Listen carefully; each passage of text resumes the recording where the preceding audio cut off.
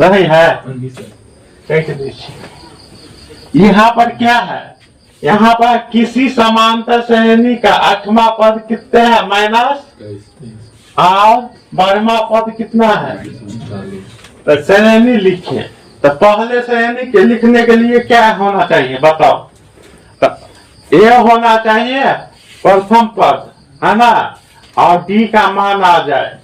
ये दोनों में रहेगा तो क्या होगा, समांतर श्रेणी का निर्माण हम कर लेंगे, अर्थात एपी का निर्माण हमसे हो जाएगा। क्या होना चाहिए, डी का मान सर्वांतर और ए का मान आएगा ना प्रथम पद, उसी से हम क्या करेंगे, एपी का निर्माण मेरा हो जाएगा। तो पहले हमें क्या दिया गया है, 8वां पद कितना दिया है और 12वां पद, तो यहाँ पर लिखेंगे, हल कर रहे हैं तो, है ना।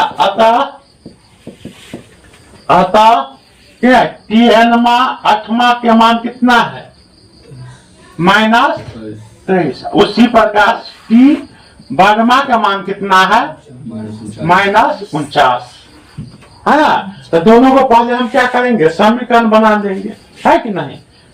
अब लिखें, क्या लिखेंगे, अब किसका Tn बराबर कितने -23, यहाँ n मान क्या होगा, यही 8 हो जाएगा ना, 8, है ना, है ना।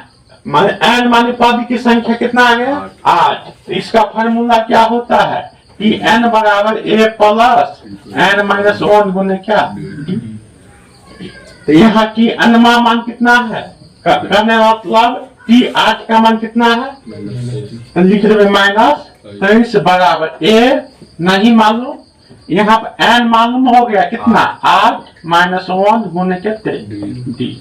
तो क्या हो जाएगा -23 बराबर a प्लस क्या 7d, है ना। इसको अच्छा से लिख देंगे सजा करते, क्या होगा a प्लस 7d बराबर कितने -23, समीकरण कितने 1। जाना ही लेता नहीं पलट दिए, है ना, सीधा कर दिए। अब क्या होगा, ये समीकरण 1 हो गया। अब समीकरण हम 2 निकालेंगे, कौन वाला, T12 का मान कितना है पूरा 39। तो यहाँ पर भी डायरेक्ट बना देते हैं, हम तो क्या होगा, तो Tn जगह कितना हो जाएगा, पूरा मान होगा -39 बराबर a प्लस, यहाँ n मान कितना हो जाएगा 12। तो 12 में से गया तो 11 गुने कितना होगा d। आ गया समझ में, फॉर्मूला नहीं लिखे हैं। तो अब क्या हो जाएगा जी, अच्छा सजा दो, a प्लस 11d बराबर -39, समीकरण कितने 2। अब लिख देंगे क्या, समीकरण 1 और क्या 2 को क्या करेंगे, हल करेंगे। तो हल करेंगे तो समीकरण यही है ना, क्या है समीकरण 1, a प्लस 7d माइनस कितने 23, ये a प्लस कितना 11d माइनस कितने 39। चिन्ह परिवर्तन करेंगे ना, तो a माइनस प्लस a से a घट जाएगा, और 11 माइनस 11 में से प्लस 7 जाएगा तो माइनस कितने 4d, यहाँ है ना 39 में से 23 जाएगा तो प्लस 16, है ना। यहाँ क्या लगेगा माइनस, माइनस 4 चौका 16 से क्या होगा घट जाएगा, तो डी बार क्या होगा -4, डी बार कितना आ जाएगा -4 आ गया ना। नहीं, आप उसको एपी बनाना है, क्या बनाना है एपी। तो समीकरण कोई भी ले लो, है ना, समीकरण कोई भी, तो हम समीकरण कितना लेते हैं 1।